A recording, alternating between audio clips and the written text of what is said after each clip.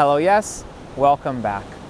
On October 12th, 2021, Joel Haver would begin workshopping a tweet about P, and what would soon ensue over the course of 483 days, 49 videos, and hundreds of tweets across the Joel Haver Twitter account expanded universe would be a quest to achieve the P tweet.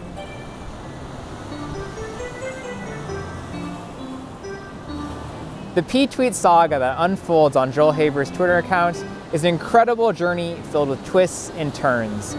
It starts with Joel trying to craft the perfect P tweet for his audience, but he just keeps coming up short.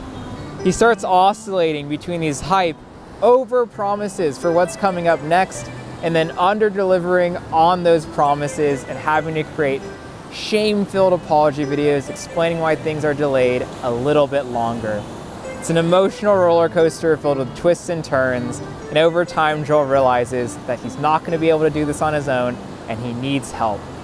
He hires an assistant named Braden Lewis, and Braden and Joel, well, they have a very interesting relationship. Joel is Braden's boss and he makes sure that Braden doesn't forget that, but this arc of the journey ends up becoming very dramatic. And there's betrayal and there's danger. And the dynamic between Braden and Joel shifts and changes across all of it. There's a lot that goes on there, but eventually Braden and Joel part ways, and Joel finds himself once again having to work on the P tweet. On his own, he's reinvigorated and he gets down to it, trying to use new technology and innovation to tackle the P tweet. This goes on for a little bit longer, but eventually the saga just stops. I'm guessing that Joel realized he had more important things to work on than shit posting on Twitter, and he just decided to end things there. I really enjoyed watching the P tweet saga as it unfolded. But one thing I want to draw attention to is that everything I shared just now wasn't a written novel or book or a comic or a movie or video.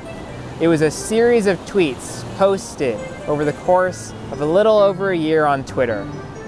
Even still, it was a story with narrative.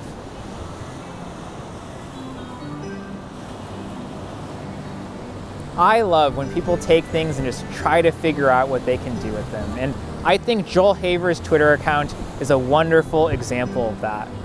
Twitter wasn't designed to be a place where you can tell fictional stories. It was designed to be a social media platform, but Joel Haver loves movies, and I guess he saw Twitter and thought, maybe this can be a weird place where I can tell an interesting multimedia story / movie / thing.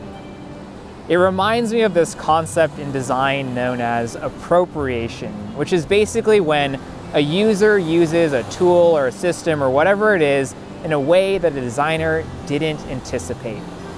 It's usually thought of as a good thing, because when appropriation happens, it's a reminder to designers that users are more creative than designers can often account for, and that creativity can allow them to achieve things that they want to achieve in ways that designers could have never expected. I think it's also a good reminder to people who aren't designers that there's always more possibilities and more ways to express within that possibility space than what is usually put on the label or told in the instructions. That's something that I try to think about a lot when I'm approaching different tools, resources, media, etc. Some of my favorite things in the world were the product of appropriation, and I really enjoyed seeing a story about P be an example of appropriation as well. That's everything I have for you today. Here's the postcard, or is it over here? It's probably over here. Here's the postcard of the video. If you'd like to receive this one or any other postcards from this month hand-mailed by me, you can join the Hello tier of my Patreon. And shout out to all of my patrons. Thank you for supporting me. Thank you for providing me with the income necessary to do this. And besides that, bye.